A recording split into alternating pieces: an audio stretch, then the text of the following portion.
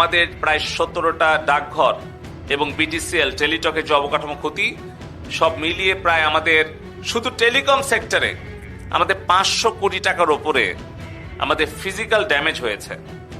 আর যদি এটার আমি বিজনেস ইম্প্যাক্ট ধরি, যে তাদের যে বিলিং বা অন্যান্য যেগুলো পাওনা এবং যেগুলো ক্ষতি হয়েছে, সেটা আরো 500 কোটি টাকা ছাড়িয়ে যাবে। অর্থাৎ আমাদের ডাক, টেলিযোগাযোগ এবং আইটি সেক্টরে কিন্তু 1000 কোটি টাকার উপরে ক্ষতি। তারপরে এটার যদি ইনডাইরেক্ট ইম্প্যাক্ট ধরি, গতকালকে আমি একটা সংবাদ মাধ্যমে দেখছিলাম আমার পাবনার একটা ডেইরি ফার্ম, সে তার অনলাইনে যে তার দুধ বিক্রি করে সেটাও কিন্তু ব্যাহত হয়েছে, তার দুধ ফেলে দিতে হয়েছে। সে এখন ইন্টারনেট ছাড়া তার ব্যবসা কার্যক্রম চলতে পারছে না। আপনারা জানেন যে আমাদের যে পোশাক শিল্পে 40 লাখ কর্মী আছে, তাদের যে রপ্তানিমুখী শিল্প সেটাও কিন্তু ইন্টারনেট ছাড়া চলছিল না। আমাদের আউটসোর্সিং যারা করে 7 লক্ষ ফ্রিল্যান্সার, আমাদের যারা software developer, service provider, exporter, তাদের প্রতিদিন অন্তত 50 থেকে 60 কোটি টাকা ক্ষতি হয়েছে। এর পাশাপাশি আপনারা জানেন যে আমাদের প্রবাসী ভাই বোনেরা আছে 1 কোটির উপরে। আমরা দেখছি যে তারা যখন ব্যর্থ হয়েছে এই অপপ্রচার, গুজব ছড়িয়ে লাশের রাজনীতি করে সরকারকে তারা বিব্রত করতে চেয়েছে, একদিকে তারা আমাদের জনগণের সম্পদের ক্ষতি করেছে, অপরদিকে আমাদের এই 5 কোটি ছাত্রছাত্রীর হৃদয়ের মধ্যে একটা গভীর ক্ষত তৈরি করেছে।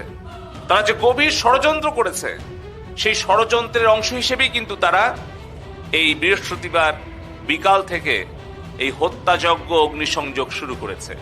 একটা জায়গায় যদি 10,000 ছাত্রছাত্রী থাকে, তাদের সেই শান্তিপূর্ণ আন্দোলনকে 10 জন সন্ত্রাসী, 20 জন খুনি তারা কিন্তু ঢুকে এই হত্যাযজ্ঞ চালিয়েছে, পুলিশকে আক্রমণ করেছে, আমাদের বিভিন্ন স্থাপনায় হামলা করে জনগণের সম্পদের ক্ষতি করেছে।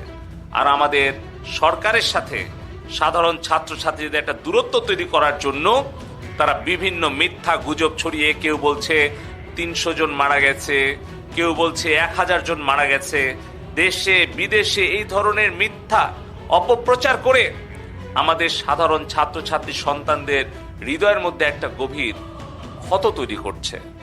আমরা চাই সরকারের পক্ষ থেকে আমাদের এই কোমলমতি সাধারণ শিক্ষার্থী, এই যে প্রাথমিক, মাধ্যমিক, উচ্চ মাধ্যমিক, মাদ্রাসা, বিশ্ববিদ্যালয় পর্যায়ে 5 কোটি ছাত্রছাত্রী আছে, ভবিষ্যৎ স্মার্ট বাংলাদেশের যারা কর্ণধার, তাদেরকে আমাদের স্নেহ, মমতা, সংবেদনশীলতা দিয়ে তাদের সেই হৃদয়ের ক্ষত দূর করে, তাদের ভালোবাসা দিয়ে, স্নেহ দিয়ে, মমতা দিয়ে তাদেরকে আবার আমরা আমাদের দেশের কাজে তাদেরকে উজ্জীবিত করতে চাই, অনুপ্রাণিত করতে চাই। যে দূরত্বটা পরিকল্পিতভাবে কিছু ষড়যন্ত্রকারী তৈরি করেছে, এটি আমরা দূর করতে চাই।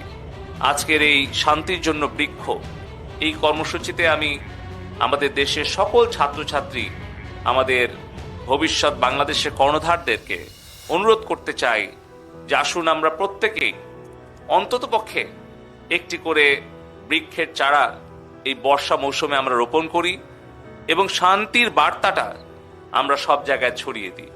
আমি লক্ষ্য করছি কয়েকদিন হলে